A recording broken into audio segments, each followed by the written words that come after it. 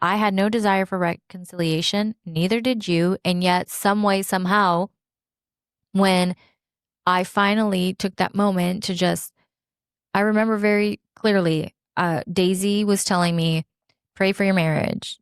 And this was right before Christmas. And she said, just pray for your marriage. And I Yeah. said, Daisy, there's nothing to pray for.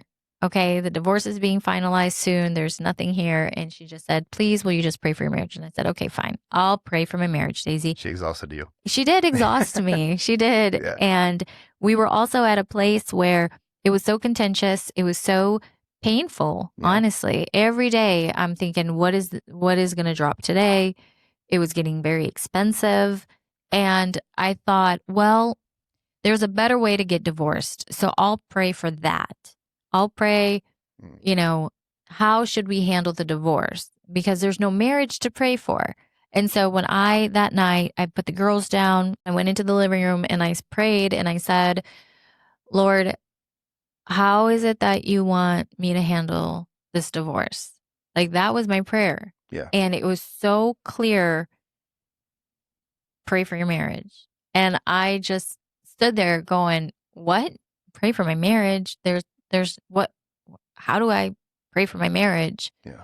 And I prayed that. I said, well, how do I pray for my marriage? God, I there's nothing to pray for. What do you mean pray for my marriage? Okay, I'll pray for my marriage that we don't, hurt each other during this divorce. And I was just very confused by that. And when I started having that conversation, it was then that everything kind of just fell on top of me like a ton of bricks. And so I just really want to encourage people, and I hope we can.